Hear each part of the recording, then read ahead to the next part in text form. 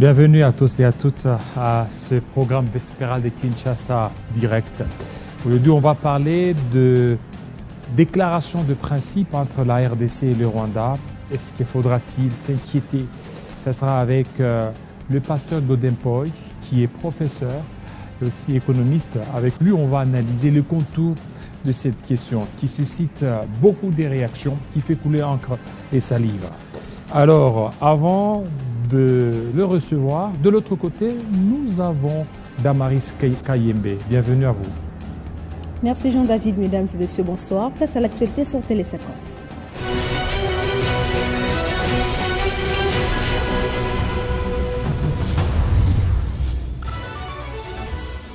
Réunis à Doha ce 30 avril 2025, plusieurs États partenaires ont renouvelé leur engagement pour la stabilité de la région de Grand Lac. Il s'agit de représentants de la RDC, du Rwanda, du Togo, de la France, du Qatar et des États-Unis. Au cœur des échanges, la situation en République démocratique du Congo, notamment du dialogue entre le gouvernement et le mouvement AFC M23. C'est ici une avancée diplomatique majeure pour la paix à l'est de la République démocratique du Congo.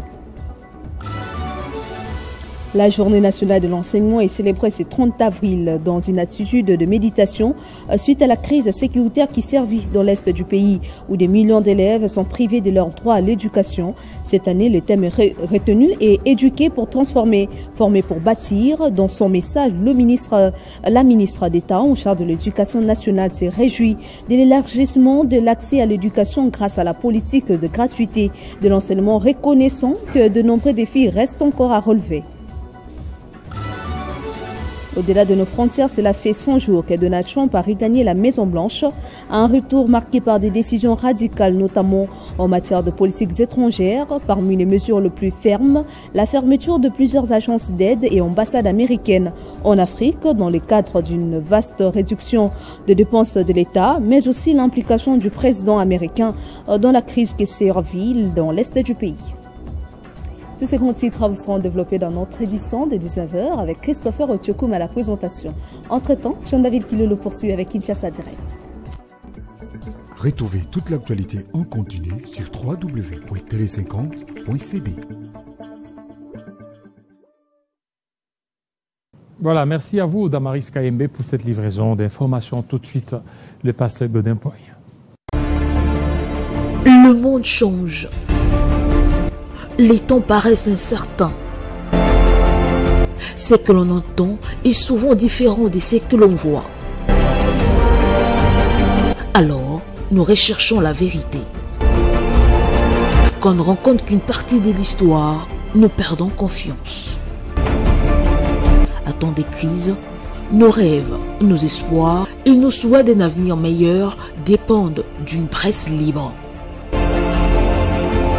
Sur Télé 50, nous vous importons les nouvelles que les gens prennent les risques de voir. Nous connectons le monde et l'unissons à la vérité. Télé 50, c'est l'actualité dans la totalité. JMK, le journaliste interplanétaire. L'un des meilleurs journalistes de l'Afrique et du monde entier.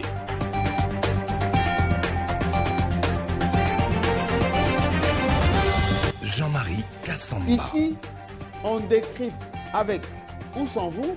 JMK. Jean-Marie Kassamba, c'est toute la différence.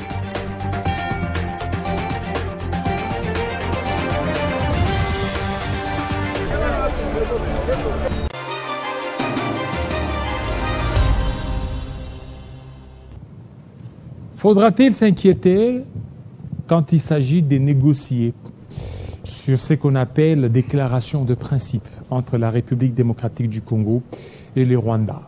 Certaines langues se sont levées pour dire que le pays serait bradé ou les richesses du pays seraient bradées. Alors, pour en parler, nous recevons pour vous le docteur Godempoy. Il est économiste, il est aussi pasteur. C'est sous la casquette d'économiste que nous le recevons et il va certainement s'étaler sur cette question qui suscite beaucoup de réactions. Bienvenue, pasteur. Merci beaucoup, Jean-David, mon ami. Voilà. Alors, la déclaration de principe, une déclaration qui a suscité beaucoup d'inquiétudes. Est-ce qu'il faudra-t-il s'inquiéter par rapport à ces déclarations de principe signées entre la RDC et le Rwanda? Merci. J'ai l'impression que ceux qui étaient inquiets, ce sont ceux qui n'ont pas bien lu la déclaration de principe. Et ceux qui étaient inquiets, ce sont ceux qui ne s'intéressent pas à l'économie politique internationale. Comme chez nous, les valeurs ont été dévoyées. Il y a des gens qui pensent que c'est comme ça que le monde fonctionne, mais très modestement, ma petite contribution à l'étape actuelle du débat, c'est que cette question est délicate. Vous, des médias, facilitez-nous la tâche. Donc je ne dis pas que moi je suis plus intelligent que les autres. Cette matière n'est pas à la portée de tout le monde. Donc aidez-nous à comprendre en triant les personnes qui peuvent parler de ce genre de choses. C'est ainsi que même moi, quand je suis venu, je n'ai pas la prétention d'être plus intelligent que les autres, mais je vais partager le peu d'informations que j'ai par rapport à cela. Vous êtes témoin, ça fait plus de 3 ans que moi et vous parlions sur ces plateaux de la nécessité de remplacer la bombe atomique par la bombe économique. Et c'est ainsi que lorsque vous faut faire des pronostics dans la vie, il faut commencer par faire des bons diagnostics. Donc l'accord, du moins la déclaration de principe jusque-là, elle est totalement en faveur de la République démocratique du Congo. Il n'y a pas de crainte. Il n'y a pas de crainte. Oui, parce que parmi les gens qui protestent... Le pays n'est pas bradé, ou les ressources minières de la RDC ne sont pas bradées? J'espère que ceux qui utilisent le mot bradage mais comprennent bien ce que veut dire brader. Donc il n'y a rien qui a été bradé. Le problème au Congo, c'est que notre méchanceté a dépassé les limites du tolérable. Nous avons nos frères qui meurent au Kivu, par millions.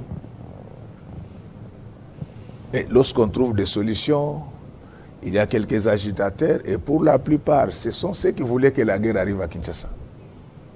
Vous allez voir, la plupart des gens qui sont agités, ce sont ceux qui voulaient que la guerre arrive à Kinshasa. Maintenant qu'ils voient qu'avec cet accord, il y a plus de chances que cette guerre ne puisse pas arriver ici, c'est ainsi qu'ils cherchent à désorienter l'opinion. Donc il y a 3 catégories de gens, parmi ceux qui protestent contre la déclaration de principe. Essentiellement, ce sont ceux qui voulaient que la guerre arrive à Kinshasa. Comme cela a échoué, il remet au ciel terre pour faire voir qu'on a bradé le pays. La deuxième catégorie, ce sont ces gens qui veulent parler des choses qu'ils ne maîtrisent pas. Donc lorsqu'une question arrive, ils essayent un peu de surfer sur Internet, via l'intelligence artificielle, pour faire le perroquet. Mais la troisième catégorie, ce sont les naïfs, donc qui croient à ces boniments qu'on est en train de véhiculer. Donc, en lisant au stade actuel ces déclarations de principe, elle est totalement avantageuse pour la République démocratique du Congo. Regardez la charpente de ces déclarations est composée de 3 parties. Les 2 parties ne traitent que de la souveraineté, de l'intégrité de notre territoire. Quoi de mieux que ça? Quoi de mieux que ça?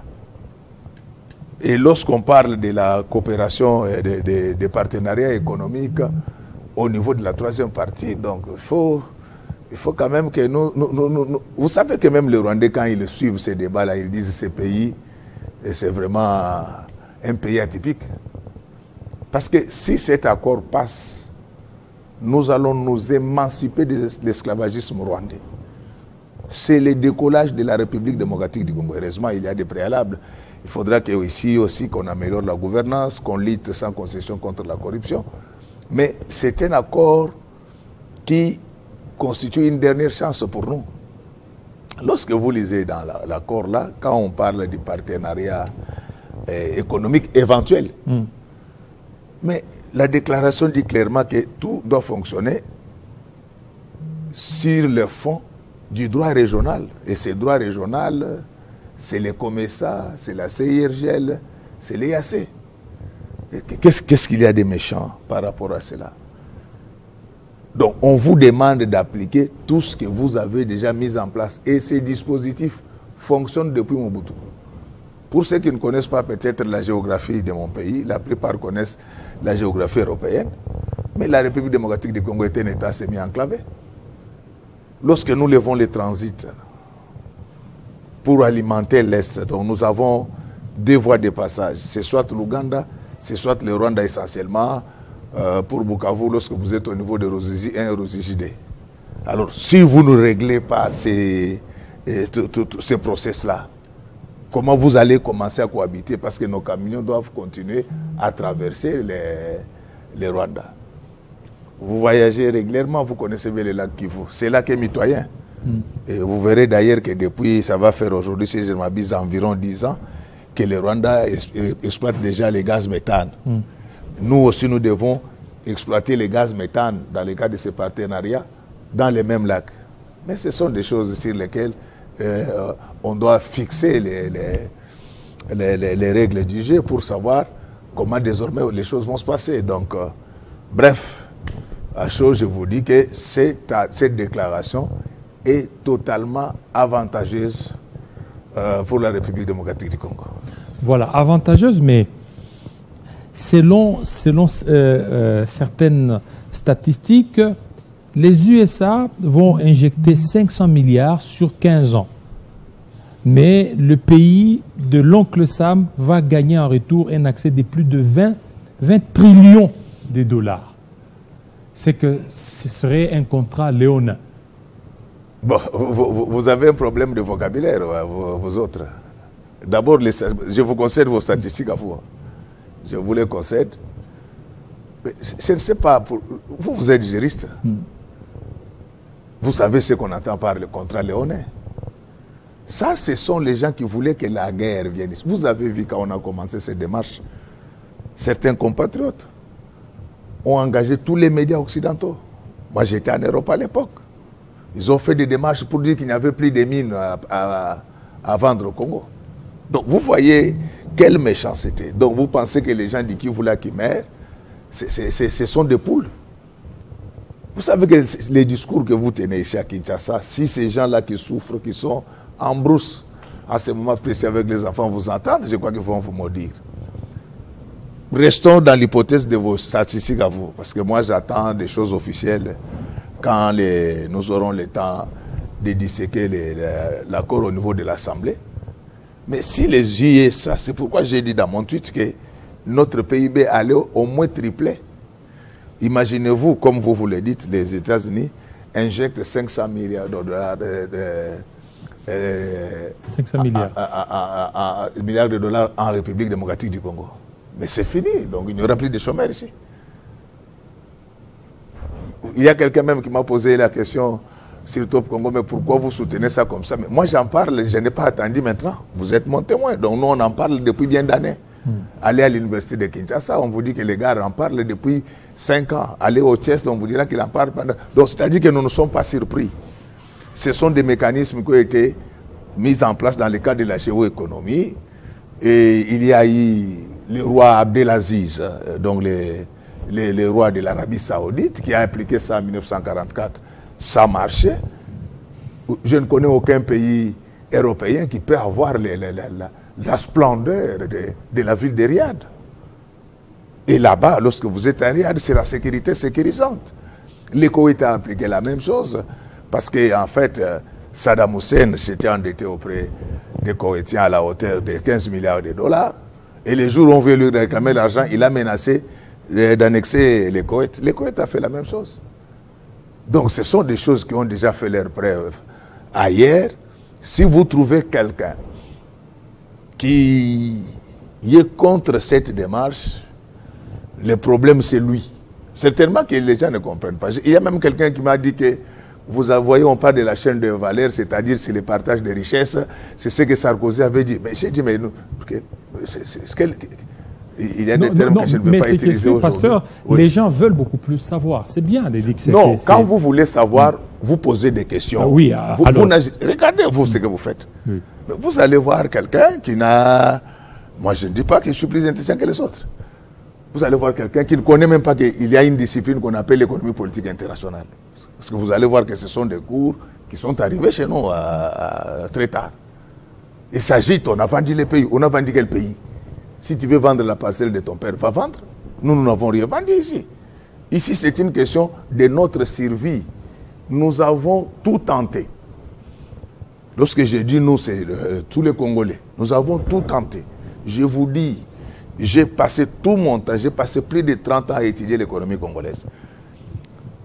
Pendant ces 3 dernières années, nous avons dépensé au moins 2 milliards de dollars pour gagner cette guerre. Ça, même la Russie ne l'a pas fait. Lorsque vous essayez tout ça, ça échoue. Donc vous voulez que les gens croisent les bras pour que les agresseurs viennent ici régner en conquérant? Alors maintenant, la question c'est de savoir en quoi cette déclaration de principe est-elle différente de déclaration de Sarkozy qui voulait ce qui est le partage des ressources. Voilà quelqu'un qui pose la question. C'est ça la confusion. Donc la chaîne de valeur, ce n'est pas le partage des richesses. Lorsque vous voyez même le ministre belge qui est venu ici, il vient faire quoi? Il était où pendant tout ce temps? Ce sont eux qui voulaient que le Congo disparaisse. Je dois leur dire ça. Les Belges. Mais c'est l'Union européenne qui était derrière cette affaire pour que la RDC disparaisse.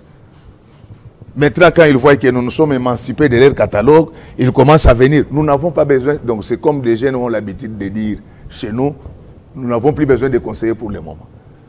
Ce sont eux qui étaient derrière cette affaire. Et donc, je vais expliquer la notion de la chaîne de valeur. La chaîne de valeur, c'est une notion qui a été inventée par l'économiste qu'on appelle Michael Power. Donc, dans la chaîne de valeur, on veut dire tout simplement que nous allons profiter de la théorie des avantages comparatifs. C'est-à-dire que lorsque nous voulons fabriquer un bien, nous allons tenir compte des atouts de ceux qui peuvent produire ces biens-là à coût réduit. Donc ce sont des choses qui se font partout. Aujourd'hui, vous avez suivi là, la plupart des machines sont fabriquées en Chine. Mais les montages peuvent se faire aux États-Unis. Évidemment, lorsque ce sont des commandes européennes, ça n'entre pas sur les territoires belges, c'est du vécu.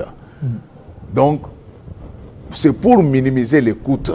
Enfin, l'économie fonctionne sur base des principes et des théories. Donc, lorsqu'on parle de la chaîne de valeur, c'est-à-dire que lorsque je vais me spécialiser, par exemple, dans la vente de caméras, si le trépied va me prendre plus de temps et plus d'argent, je vais chercher celui qui a plus d'aptitude dans ce domaine-là. Et même lorsque vous lisez la déclaration de principe, on lit ça aux investissements américains. Donc, lorsqu'on parle de la chaîne de valeur, il faut tenir compte des qualifications réelles de ceux qui doivent travailler. Vous savez que depuis un certain temps, nous avons décidé de tuer l'école dans notre pays. À part l'école, les catholiques qui font quand même un certain effort. Les diplômes se distribuent gratuitement. Mais les Américains, ils vous disent que comme nous venons là, si dans le cadre de leur projet AI, ils trouvent que dans tel ou tel domaine, ils peuvent trouver de l'expertise ou des inputs dans un autre pays de la région, ils vont s'y référer. Quel est le problème? Ce sont des théories modernes de l'économie. La vérité vraie, c'est qu'il y a deux choses qui se sont cristallisées dans cette déclaration. C'est la souveraineté de la République démocratique du Congo, c'est l'intégrité de notre territoire national. Je vous dis d'où vient cette guerre. Parce que lorsqu'on en parlait il y a 3 ans, les gens ne comprenaient pas. Le complot contre la République démocratique du Congo a été conçu en 1945 lors de la fin de la Deuxième Guerre mondiale. Comme vous le savez, selon l'évolution du monde, lors de la Première Guerre mondiale, c'était la Grande-Bretagne qui était là comme superpuissance. Elle va commencer à perdre de son prestige. C'est ce qui fait que pendant la Deuxième Guerre mondiale, c'est les États-Unis d'Amérique qui étaient la nation phare. Mais les Japonais ne voulaient pas abdiquer. Il fallait mettre fin à la Deuxième Guerre mondiale. Je ne voulais pas vous parler de la triple entente et de la triple alliance pour le moment. Et les Américains avaient besoin de fabriquer la bombe atomique. Les Belges vont leur dire que nous savons là où nous pouvons vous trouver l'uranium que vous cherchez. C'est quand on a fabriqué la bombe atomique. Les gens doivent comprendre. Ce n'est pas, cette guerre, ce n'est pas ce que vous voyez là. Les autres là, ce sont des sous-traitants. Les vrais agresseurs, ce sont ceux qui traitent avec nous maintenant. Et donc, nous sommes en 1945, quand on a vu les niveaux des dégâts. Les Américains ont dit, nous devons tout faire pour balkaniser un tel État, parce qu'avec tout ce qu'ils ont comme ressources, ça devait être la superpuissance du monde. En réalité, si nous étions organisés, c'est nous qui devions être plus puissants sur le plan du nucléaire. Parce que personne n'en avait avant nous. C'est ainsi que lorsque vous voyez Lumumba dire que la balkanisation, c'est maintenant, c'était par rapport à cela. Mais qu'est-ce qui avait bloqué le plan des Américains? C'était la guerre froide. Vous êtes témoin, si vous revisitez les archives, je disais à quiconque voulait m'entendre que Poutine était un mal nécessaire pour nous. Non pas qu'il allait combattre pour nous, mais tout simplement parce qu'il avait ressuscité la guerre froide. Et en pleine guerre froide, les États-Unis ne peuvent pas se taper les listes d'abandonner la République démocratique du Congo. C'est de la géoéconomie, c'est de la géopolitique, c'est de la géostratégie, c'est de la géoconfluence. Je le disais, les archives sont là. Alors, comme on était en pleine guerre froide, ils se sont dit que nous ne pouvons pas le faire maintenant, sinon ces gens vont basculer vers l'IRSS et ça sera une force contre nous. Ils vont recruter le maréchal Mobutu pour en faire le vrai roi de l'Afrique des Grands Lacs. En fait, ce que le Rwanda est en train de faire maintenant, nous sommes déjà passés par là avec le maréchal Mobutu. C'est nous qui installons les autorités dans tous les pays environnants ici. Alors, ils vont garder le maréchal Mobutu. Pourquoi? Tout simplement parce qu'ils voulaient assurer leur hégémonie. Donc, Mobutu, c'était leur représentant. Mais qu'est-ce qui va arriver dans des années 80? Vous avez suivi en 1986, je ne sais pas si même si vous étiez encore né, on a parlé de l'incident de Tchernobyl. C'était déjà les signes de faiblesse du socialisme. Et en 1989, on va constater que le socialisme n'avait engendré que malheur et misère. Et du coup, l'IRSS n'en voulait pas. Et comme les Américains, ça fonctionne avec la tête, ils avaient déjà recruté Gorbatchev, qu'ils avaient conditionné, ils vont réussir à émietter l'IRSS en 1991. Mais déjà en 1989, quand ils se sont rendus compte que le socialisme avait échoué, qu'il n'y avait plus d'adversaires en face, c'est à ce moment-là que vous avez vu François Mitterrand tenir le discours, dit aujourd'hui le discours de la Baule. Démocratiser, démocratiser. Démocratiser, là, ça ne regardait pas Brazzaville. C'était seulement les Zaïre. Parce qu'en réalité, ils n'avaient plus besoin de Mobutu. C'est ainsi qu'ils vont décider du transfert du pouvoir vers les anglo-saxons, parce que de par le monde, les anglo-saxons ont toujours considéré qu'ils sont plus intelligents que les francophones. C'est ainsi qu'ils vont provoquer ce qui s'est passé en 1994. Il faut suivre Papa Kengo. Où on nous demande d'ouvrir nos frontières. C'est Kengo qui était premier commissaire d'État, il le refusa. Mais on va exercer une forte pression sur le maréchal Mobutu. C'est ce qui fait que toute la population Hutu s'est déversée sur le territoire congolais. C'était en fait un plan concocté d'avance. Donc je ne vous parle pas seulement de ce que j'ai lu dans les livres. Vous le savez, j'ai fait une toute petite formation aux États-Unis et j'ai fait mon stage au Parlement d'Arkansas. Donc je ne vous parle pas seulement de ce que j'ai lu. J'ai rencontré certains acteurs. La guerre de l'Afrique a été préparée à Arkansas, ce qu'on appelle chez nous ici Arkansas. Alors, maintenant, pourquoi il s'était permis cela? C'est parce que les champs étaient libres.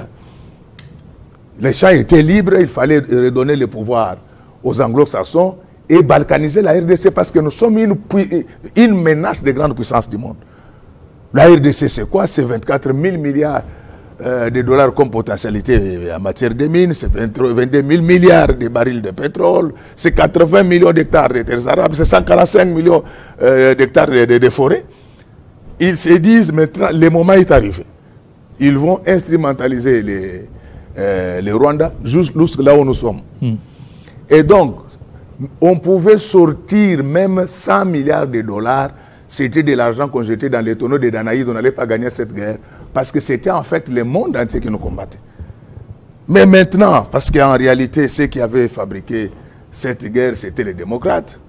Lorsque Trump arrive aux affaires, les États-Unis sont en difficulté.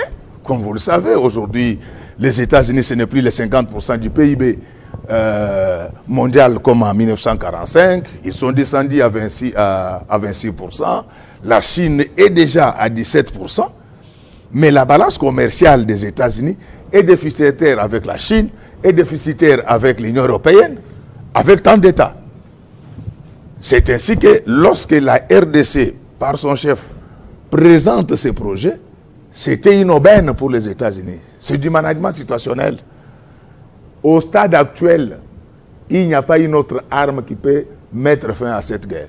Alors, est-ce qu'aujourd'hui, nous savons qu'il y a la Chine qui est ici en République démocratique du Congo, avec la présence américaine, ça ne risque pas encore de déboucher encore à d'autres conflits?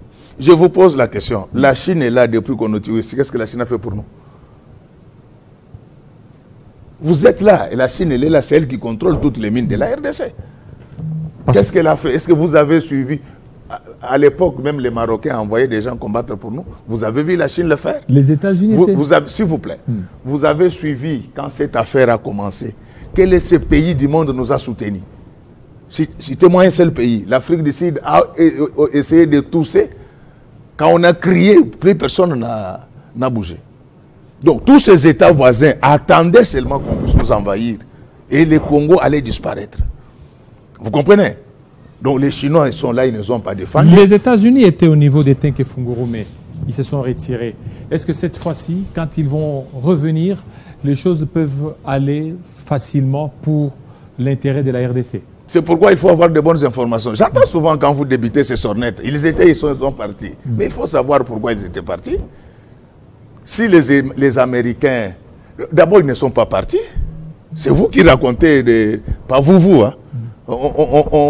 On suit ces débats indigestes. Qui vous a dit que les Américains avaient quitté la RDC? Qu'est-ce qui s'est passé en 2010? J'ai besoin de votre attention. Allez-y. Au niveau du Sénat américain, on avait voté une loi selon laquelle aucune entreprise américaine ne pouvait financer des groupes armés, notamment en RDC.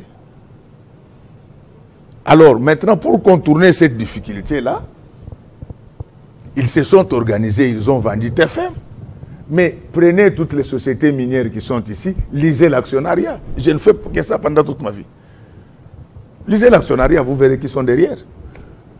Donc ce n'est pas parce qu'on vous dit que une société est canadienne et que ses actionnaires sont canadiens, c'est tout simplement parce qu'elle a été créée au Canada pour contourner notamment ces difficultés.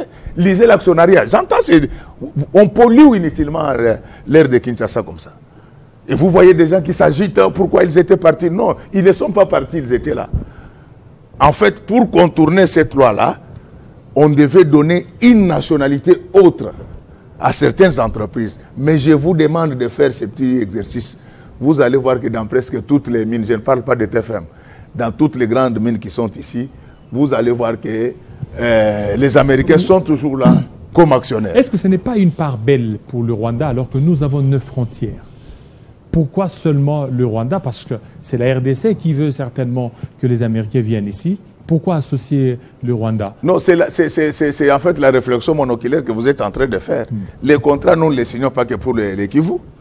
Les contrats concernent les Katanga. Si vous ne le savez pas, sous le sol de l'espace Grand Bandundu ici, c'est rempli de pétrole.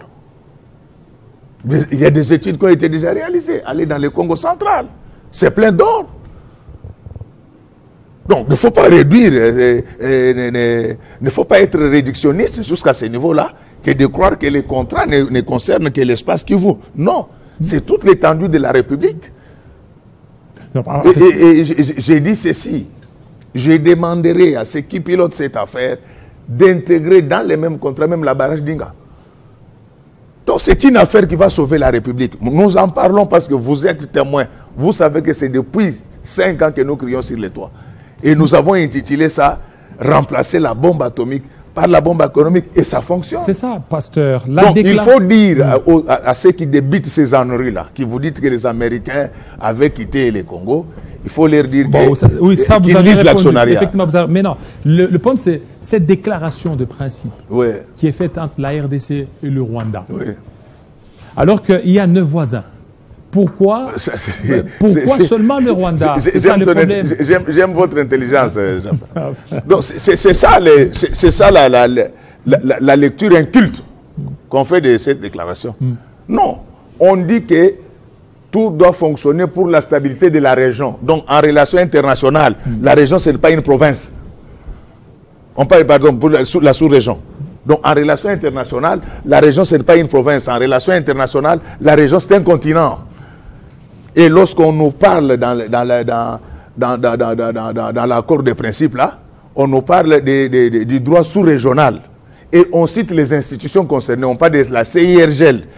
Si vous ne le savez pas, on parle du COMESA. Même l'Égypte est membre du COMESA. Je ne sais pas c'est quel peuple que nous sommes devenus pour être stupides comme ça. Donc les COMESA, même l'Égypte est membre du COMESA. Donc lorsqu'on vous dit qu'on vous renvoie à la CIRGL, au COMESA, à l'EAC, c'est l'ensemble de tous ces pays-là. Mais malheureusement, comme le pays est foutu, on vend les diplômes. Donc dès que vous payez les Minerval, vous devenez les victorieux. Votre émission n'est pas bilingue, que les traducteurs puissent nous aider à traduire ça en lingala. Donc c'est ça qui fait que le pays est foutu. D'abord, je vous informe. Je ne suis pas dans les secrets de Dieu, mais je sais comment le monde fonctionne. Cet accord-là, ça ne sera préparé ni par le Rwanda, ni par la RDC. Il y a des profs américains qui travaillent là-bas. On va vous présenter un texte à prendre ou à laisser. Donc il y a une puissance intellectuelle derrière ça. Ce n'est pas une affaire de petits-enfants, comme on voit les gens s'agiter ici. On a vendu on a vendu quoi? On affirme notre souveraineté. Et si vous ne le savez pas, pourquoi demander et causer avec les fondateurs de l'AFDEL qui sont encore vivants? Lorsque l'AFDEL a été écrite, parce que vous savez que l'AFDEL a été fabriquée par le Rwanda. Dans leur deal, on leur disait, nous vous accompagnons, vous prenez le pouvoir, mais nous allons vous aider à sécuriser le Rwanda à partir du Congo. C'est-à-dire que le Rwanda voulait être au Congo. La même intelligence, ils nous agressent, mais quand ils réfléchissent mieux que certains d'entre nous, il faut le dire, vous faites la honte du pays. Regardez qu'ils sont restés cohérents, que ce soit dans l'accord avec le CNDP, que ce soit dans l'accord avec l'M23, les réclamations, c'est qu'ils doivent sécuriser leur pays en partant de la RDC. C'est une façon de dire que le pays était déjà parti, mais maintenant vous avez quelqu'un qui vous aide à récupérer cette souveraineté-là. Qui a vendu quoi? En fait, je vais vous donner un conseil, vous des médias. Tous les débats ne sont pas folkloriques. Hein? Tous les débats ne sont pas folkloriques. Dans vos histoires là d'insulter les gens, invitez qui vous voulez parce que c'est votre culture.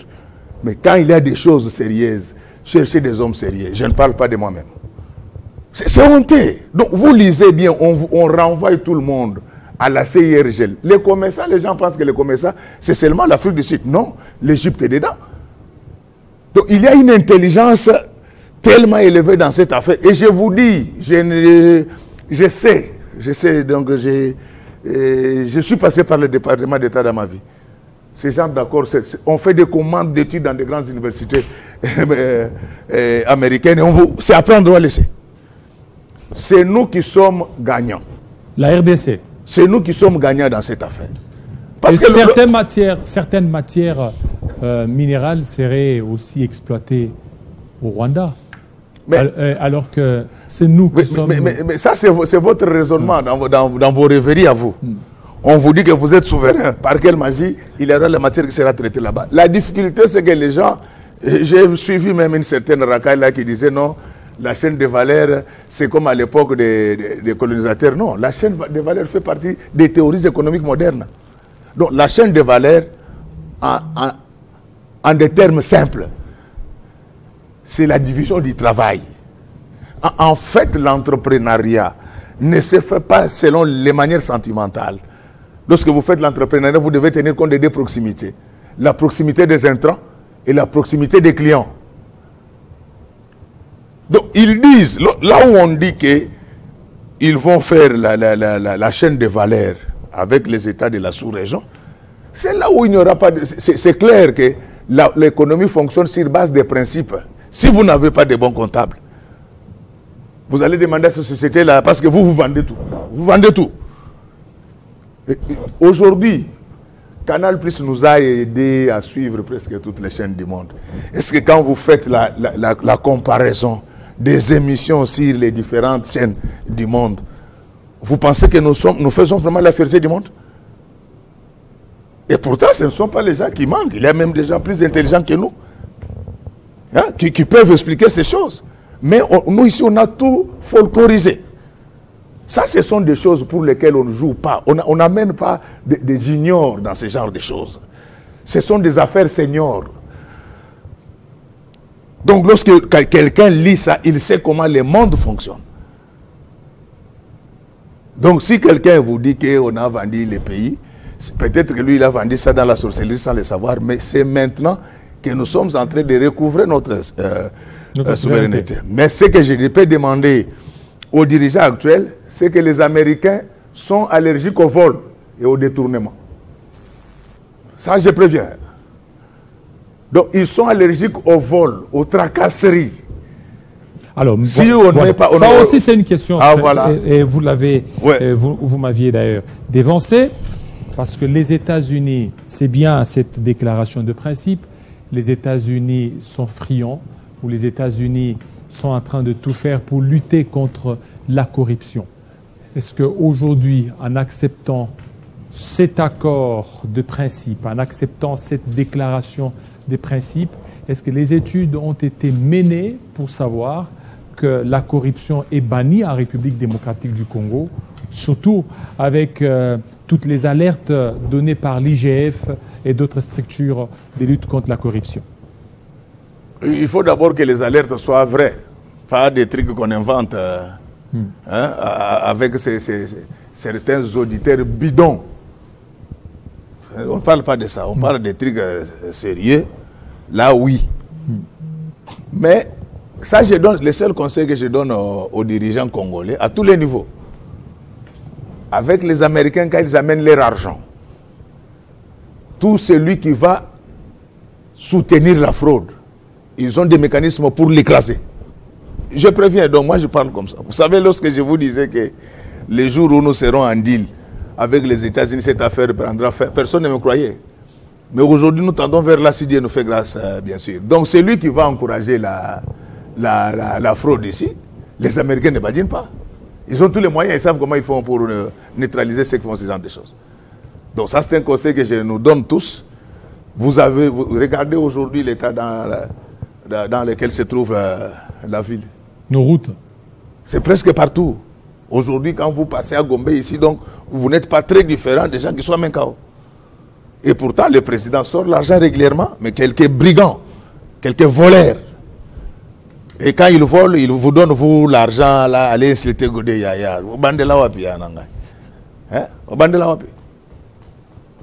Vous avez vu ces voleurs qui étaient recrutés, vous les entendez encore respecter. Je les ai entrés en justice. Donc c'est ça le problème. Donc nous défendons l'accord parce qu'il est bon, mais il y a l'envers du décor. Les Américains ne badinent pas en matière de corruption, en matière de vol. Donc lorsque on parle même de la chaîne de valeur là, c'est une insulte pour nous. On nous dit déjà que là où vous n'avez pas de compétences, ne soyez pas surpris que nous allons chercher ça ailleurs. C'est une interpellation. C'est une interpellation pour nous. Donc, si quelqu'un vous dit que cet accord... alors, et puis vous aimez utiliser des mots en les sortant de leur contexte. Léoné en quoi? C'est nous qui sommes allés vers... En quoi les contrats deviennent Léoné? Oui. En fait... en contrepartie, c'est qu'eux vont gagner. Ils vont gagner plus que ça. Mais nous sommes en business. Hein, ils vont gagner plus que ça. S'il vous plaît. Hein. Mais avant qu'ils ne viennent là, vous gagnez quoi? Parce que les Rwandais prenaient tout. Vous gagnez quoi? Vous n'avez pas pitié de ces gens-là qui meurent au Kivu, quoi. Alors, on vous a payé, quoi. Dans ces cas, nous négocions en position de faiblesse. Non, mais en fait, hein, la vie internationale, Et même la politique nationale, c'est par essence un rapport de force. Nous sommes en difficulté, donc nous sommes allés vers les grands. C'est ça l'actionnariat. Donc lorsque vous êtes dans une entreprise, celui qui apporte plus de parts, c'est celui qui contrôle la structure. Mais ce qui vous intéresse, vous, c'est de voir ce que vous gagnez. Je ne confirme pas vos statistiques. Mais imaginez-vous qu'on puisse injecter 500 milliards de dollars. En 15 ans. Donc, oui, c'est ce que j'ai dit. 500 milliards en 15 ans. J'ai dit, vous allez manquer de journalistes ici parce que tous seront dans des chantiers. 500 milliards en 15 ans et oui. Ils auront plus que ça. Mais oui, ils ont investi. Quel est votre problème? Parce que nous aussi, nous gagnons. Vous savez, notre PIB aujourd'hui, il est de combien? C'est 76 milliards de dollars. Et quand ces gens-là, ils les injectent, vous voyez ce que ça va faire en termes de PIB, en termes d'investissement. Qui dit nouveau investissement dit nouveaux emplois. Qui dit nouveaux emplois dit nouveaux salaires. Qui dit nouveau salaire dit nouveau pouvoir d'achat. Qui dit pouvoir d'achat dit pouvoir de choix. Qui dit pouvoir de choix dit nouvelle demande globale. Qui dit nouvelle demande globale dit croissance économique additionnelle. Qui dit croissance économique additionnelle dit développement à l'horizon. Y a-t-il mieux que ça? Et pendant ce temps, au moins mes frères et sœurs du Kivu seront en paix. C'est de l'intelligence. En fait, la théorie de la puissance a trois volets. Nous avons les hard power, nous avons les soft power, nous avons les smart power. Comme les hard power a existé, sur le plan militaire, nous avons démérité. Et pourtant, le président a sorti des milliards. Alors vous voulez qu'on croise les bras, qu'on vienne ici, on va prendre ta femme par les agresseurs. Au CPLT. Donc il faut... J'ai dit ceci. Je ne dis pas que moi je suis plus intelligent que les autres. Mais pour des questions si techniques, évitez du folklore que vous nous offrez là.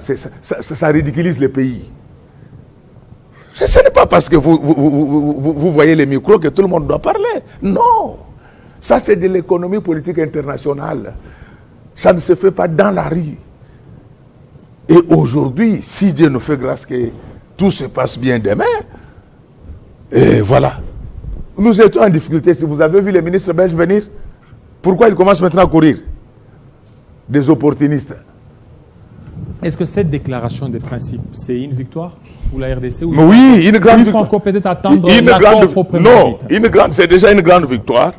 Parce que dès qu'on signe l'accord, vous allez voir comment ça va aller très vite. Donc il n'y a rien qui pourra empêcher à la signature d'un accord. Dès qu'on signe cet accord-là, Donald Trump va s'assumer. C'est lui qui va s'entêter. Il ira rencontrer Abraham. Les Américains ne badinent pas. Quand ils amènent leur argent, donc moi je conseille tout le monde. Nos frères qui s'étaient fâchés, il y en a qui avaient des frustrations légitimes, même si moi je n'approuve pas la voie qu'ils ont suivie. Parce que moi-même j'ai mes frustrations aussi à moi. Nos frères qui sont dans l'opposition, soutenons cette affaire. Tshisekedi ne va pas s'éterniser au pouvoir. En 2028, il va terminer son mandat. C'est peut-être nous qui allons bénéficier de ce qu'il vient de faire. Donc au lieu d'aller faire le tour du monde, vous faites la honte. Vous savez, il n'y a pas que les opposants actuels qui font ce genre de choses. J'ai vu même les anciens opposants, à un certain moment, ce sont qui faisaient le tour du monde pour qu'on ne puisse pas aider Mobutu. Nous sommes quel peuple? Depuis que vous êtes dans ce pays, vous avez déjà un seul Rwandais venir dire aux Congolais que donnez-moi les armes, je vais tuer mes frères. Il n'y a que vous. Donc, cet accord, c'est quelque chose qui va nous frayer un bon chemin. Nous devons nous y investir tous pour avoir un avenir meilleur. Donc, nous devons cesser de tricoter la vérité. Hein? Ce n'est pas parce que... non, c'est hyper technique. Voilà. C'est hyper stratégique. Et voilà, hyper stratégique. Alors, pour terminer, un mot par rapport à notre dossier Zando. Où est-ce qu'on en est? Non, le dossier Zando évolue bien. Quand j'avais crié là, le président de la République avait envoyé son équipe en charge de la veille stratégique. Ils ont mené leurs enquêtes. Ils ont trouvé que Godet avait raison. J'ai appris du BSECO que le président a donné l'argent pour qu'on puisse arranger les voies d'accès qui donnent sur les grands marchés. Donc c'est une question de quelques jours. Quelques jours. Ah oui, de quelques mois peut-être. Mais ça, c'est déjà un problème de résolu. J'ai eu toutes les assurances. Moi-même, j'ai lu les rapports de l'équipe de la cellule en charge de la veille stratégique. J'ai échangé avec les amis du BSECO. Donc si vous partez là-bas, il y a des travaux qui ont déjà commencé par rapport aux voies d'accès. Voilà, merci beaucoup Godin Poy. Non, moi, c'est moi qui vous remercie pour l'opportunité que vous m'avez offerte. Effectivement. Voilà. Alors, ça n'est fini, fidèles téléspectateurs. Restez branchés sur Télé 50. Tout à l'heure, la grande édition de Christopher Ochokoum. Il sera 20h à Bunia, 19h à Kinshasa. Portez-vous très bien et à très bientôt. Continuez certainement à nous suivre même en direct sur notre site www.tele50.cd et aussi sur YouTube Banamboka Congo et sur toutes les plateformes. Restez branchés sur Télé 50. Très bientôt.